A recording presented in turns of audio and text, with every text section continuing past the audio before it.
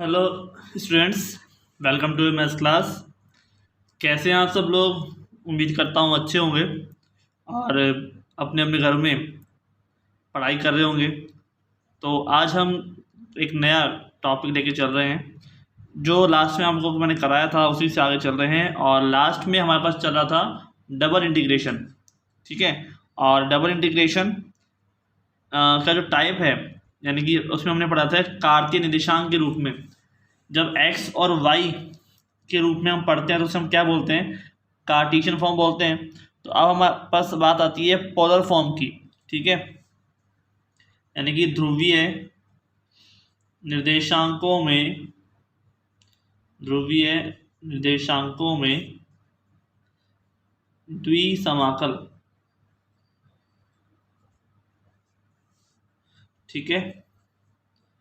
Double integral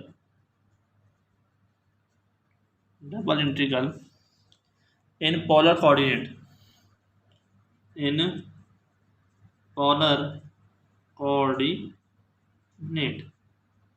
तो यहाँ पर जो डबल इंटीग्रल है हमें पोलर कोऑर्डिनेट के अंदर निकालना है, ध्रुवीय निर्देशांक में निकालना है। तो आपको पता है कि भाई यहाँ पर जो पोलर कोऑर्डिनेट होता है वो r और थीटा के रूप में होता है। ठीक है। यही वक्र जो है, यदि हमारे पास वक्र कोई भी वक्र दे रखा हो वो r बराबर f1 ऑफ थीटा और r बराबर f2 ऑफ थीटा के रूप में हो।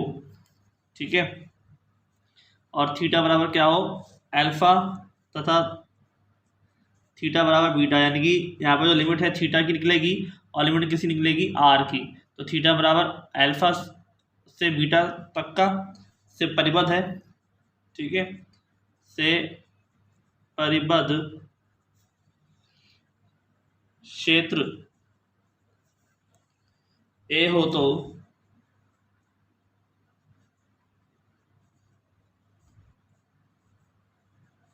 ए F of r theta d A बराबर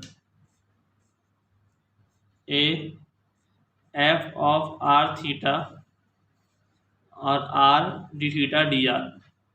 देखिए यहाँ पर जो सीखने वाली बात है वो ये है कि जैसे हमने वहाँ पर सीखा था कि डी एक्स डी वाई की फॉर्म में ही आपको मिलेगा जो ये एरिया है जिसके लिए हम निकालते हैं यहाँ पर। इससे पहले वाले में क्या था? यहाँ एक्स था, यहाँ वाई था। ठीक है। एक्स और वाई वाली फॉर्म थी जिसके अंदर यहाँ पर डी ए की जगह पर क्या आता था? D X D Y. ठीक है। अब यहाँ पर फॉर्म बदल गई है आर और थीटा के रूप में। तो यहाँ पर डी ए की जगह पर क्या आएगा? Are d theta D R. ये फिक्स ऑर्डर है। ठीक है। यहाँ पर आर, उसके बाद फिर डी आर, फिर डी थीटा, यानी कि डी, ये चेंज नहीं होगा। ठीक है। यहाँ पर आर डी थीटा नहीं हो सकता, यही होगा are d theta D R होगा। ठीक है। पहले डी थीटा आएगा और उसके बाद डी आर आएगा। ठीक है। ये चीज़ का आपको याद रखना है।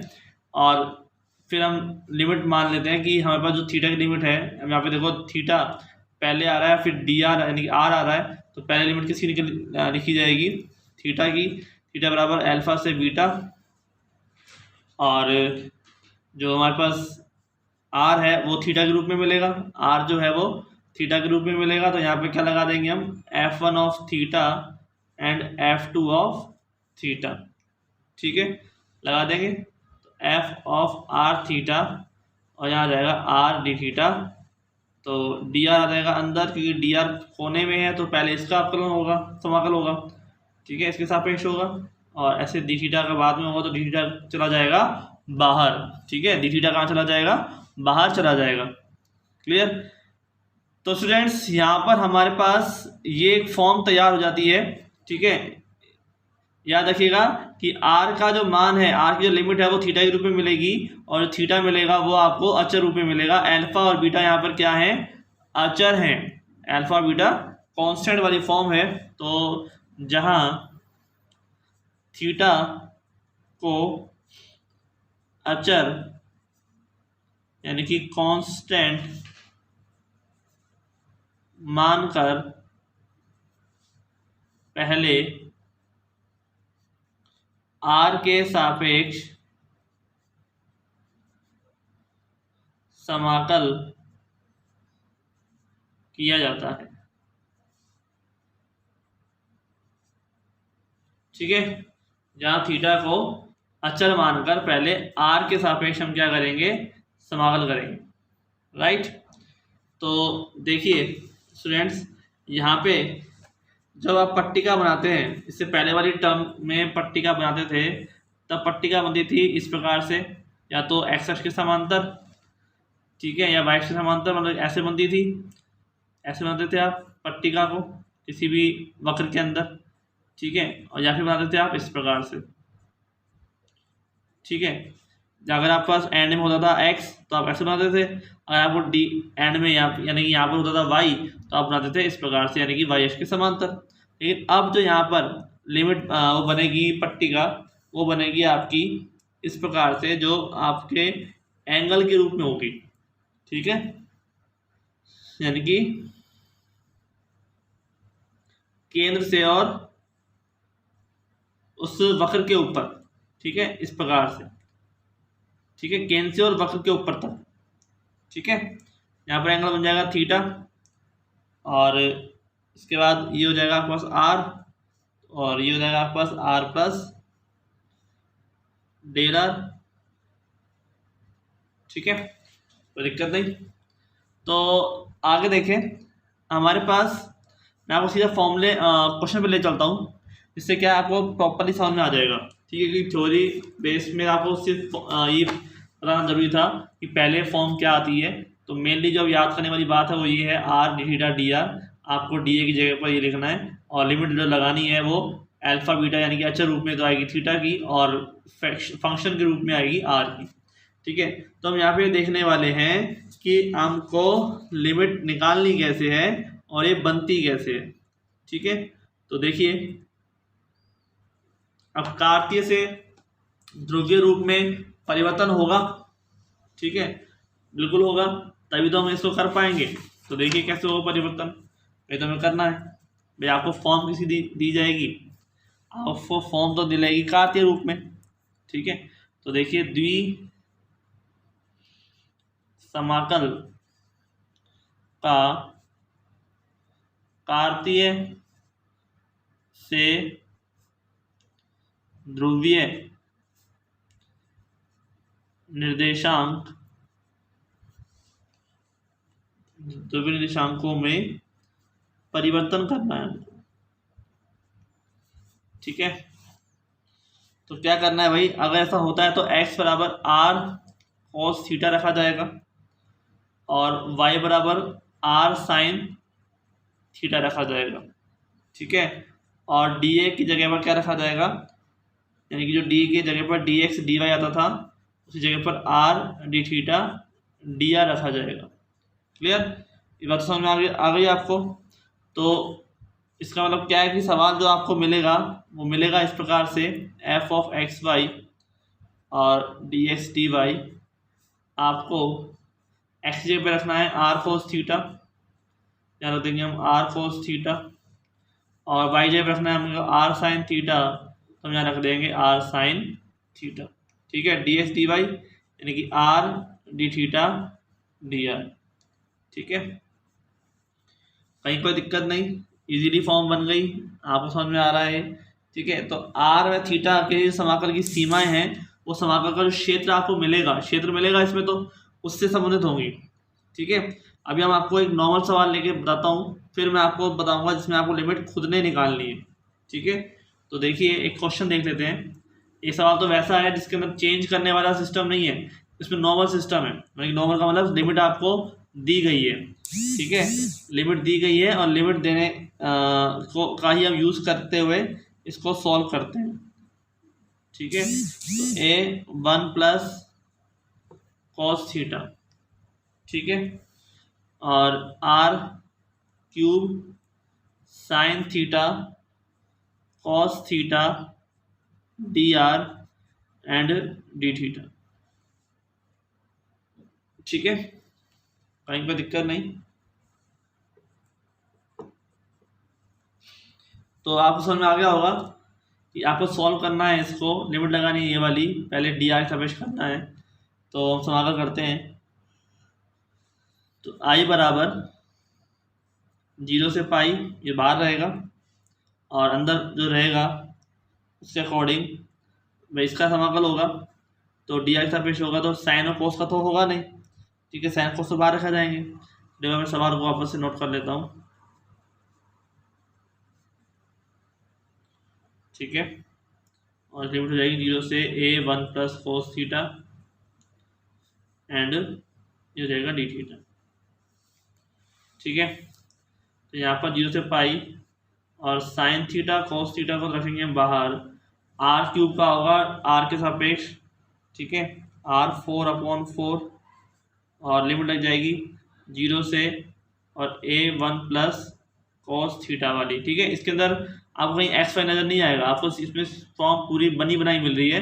आपको ये वाली जो वैल्यू है वो तो तब रखनी है, एक्स का मान ये और वाई का मान ये तो तब रखना है जब बस इस तरह का फॉर्म हो, यानी कि एक्स वाई के रूप में आपको क्वेश्चन दिया गया हो, ठीक है। तो देखिए ये हमने लिमिट लगा दी और यहाँ पर नेक्स्ट जो है आगे लग जाएगा डी थीटा, क्योंकि इसमें सॉल्व करने के बाद एक बार फिर से होगा थीटा के सापेक्ष समाकल। तो 0 हो गया आपका 0 से पाई और साइन थीटा को थीटा बाहर है ही, ठीक है, इसका हो जाएगा रख दोगे मान, तो a की पावर 4 1 प्लस कॉस थीटा की पावर 4, ठीक है, बाई 4, तो बाई 4 को आप चाहे बाहर रख दो या अंदर ले लो, ठीक है, कोई दिक्कत नहीं। और इसके अलावा क्या हो जाएगा साइन थीटा और कॉस थीटा, साथ में आ जाएगा डी थीटा, ठीक है। अब आपको दिख रहा है भाई इनमें कुछ ना कुछ तो मानना ही पड़ेगा, बिना मान सवाल ही सॉल्व होगा नहीं, तो मान लेते हैं भाई। तो 1 प्लस कॉस थीटा बराबर हम रख लेते हैं टी, माइनस के साइन थीटा डी थीटा बराबर क्या हो जाएगा डी टी, ठीक, कोस का होता है माइनस के साइन, ठीक है। और लिमिट भी अब यहाँ पे चेंज हो जाएगी, क्योंकि हम यहाँ पे 0 से पाई की बात कर रहे हैं, यहाँ पे 0 से पाई रख के देख लो भाई, थीटा का मान है ना अब 0 से पाई, तो थीटा मान 0 यानी कोस 0 का मान क्या होता है 1 होता है, 1 + 1 2 हो गए, तो 1 + 1 = टी, देन टी बराबर कितना हो गया 2। ये कब होगा जब थीटा का मान क्या होगा 0, और ऐसे ही यहाँ पर थीटा बराबर रखते हैं पाई, तो हो जाएगा -1, ठीक है। तो 1 प्लस कोस पाई वैल्यू होती है -1, तो +1 -1 0, तो टी का मान क्या हो जाएगा 0, ठीक है। कब होगा जब थीटा बराबर क्या होगा पाई, थीटा बराबर पाई है तो टी बराबर 0 होगा, और थीटा बराबर 0 है तो टी बराबर 2 होगा, यानी लिमिट क्या हो जाएगी 2 से 0, ठीक है। तो आगे चलते हैं नेक्स्ट स्टेप में। तो देखिए आपके पास, अब मैं इस सारे मानों को इसमें रख देता हूँ। आई बराबर क्या है a की पावर 4/4 0 से 2 t की power 4 and t - 1 and -k dt, ठीक है, यही है ना भाई। t की जगह पर साइन थीटा की जगह पर हमने क्या रख दिया dt रख दिया, -dt हो जाएगा, ठीक है। और आप देख सकते हैं यहाँ पर जो साइन थीटा है इसकी जगह पे डी की जगह पे क्या आ जाएगा भाई, इसकी जगह पे आ जाएगा -k dt, कोस थीटा की जगह पे आ जाएगा t - 1, ठीक है, कोस की जगह पे क्या आ जाएगा t - 1, सेम यहाँ पर भी आ जाएगा, तो 1 प्लस कोस थीटा की जगह पे आ जाएगा t, तो t की पावर 4 और e पावर 4 तो कांस्टेंट है वो बाहर आ जाएगा, ठीक है, तो बाहर आ गया। और फिर चीज हो गई t के रूप में, तो सॉल्व कर लेते हैं हम, 0 से 2 t की पावर 5 माइनस t की पावर 4, माइनस की टर्म को बाहर ले जाओ, ठीक है, या फिर इसका उल्टा कर दो, माइनस को बाहर नहीं ले जाना चाहते तो कोई बात नहीं, इसको यहीं रखो और इसको कर दो आप उल्टा, ठीक है। उल्टा का मतलब हमारे पास क्या हो जाएगा t की पावर 5 यहाँ पे लिमिट जो है वो यहाँ पर 2 से 0 आएगी, ठीक है, इसका ध्यान रखिए। और इस माइनस को हटाएंगे जब हम, ठीक है, तो लिमिट हो जाएगी 0 से 2 और t की पावर 5 माइनस t की पावर 4 एंड dt, ठीक है। तो a की पावर 4/4, ठीक है, और t की पावर 6/6 माइनस t की पावर 5/5, और लिमिट लग जाती है 0 से 2, देन a की पावर 4/4, 2 की पावर 6/6, ठीक है, माइनस 2 की पावर 5/5, ठीक है। a की पावर 4/4, 2 की पावर 6, तो 2 की पावर जो 6 है उसका मतलब कितना होता है 64/6 माइनस 32/5, तो ये 2 से ब्रेक हो जाएगा, ये 2 का हो जाएगा 32/3, 2/5, ठीक है। तो ऐसे में कितना आ जाएगा 15, 4/4, यहाँ आ जाएगा 15 में हो जाएगा यहाँ पे 32, 3 5 जा, टोटल 3 5 जा 32 5 जा मतलब कि है ना, 3 5 जा 15 होता है, तो 32 5 जा हो जाएगा 5 या 10, और 5 से 15 160 माइनस 5 का 3 टाइम्स, तो 3 टाइम्स होता है बस 6, और 3 का टाइम 96, ठीक है। तो फिर आगे चलते हैं, हमारे पास क्या हो जाएगा, की पावर 4/4, और ये हो जाएगा पास 4/15, 4 से कैंसिल 16 टाइम्स, तो a की पावर 4 एंड 16 यानी 16 a की पावर 4/15, ठीक है। ये चीज़ तो कैलकुलेशन है तो आपको कर सकते हैं आराम से, कोई दिक्कत वाली बात है नहीं। नेक्स्ट जो हम लेंगे नेक्स्ट वीडियो में, उसमें हम आपको प्रॉपरली लिमिट निकाल के चेंज करना सिखाएंगे और सवाल कैसे सॉल्व होता है ये बताएंगे, ठीक है। तो मिलते हैं फिर नेक्स्ट लेक्चर में, आज के इतना ही, आपको समझ में आ गया वो चीज़ें, ठीक है। घबराने वाली बात बिल्कुल नहीं है, आराम से करते जाइए, पढ़ते जाइए, और सब कुछ एक दिन ठीक होगा, आपके एग्ज़ाम भी होंगे, सब कुछ होगा, ठीक है। Thank you.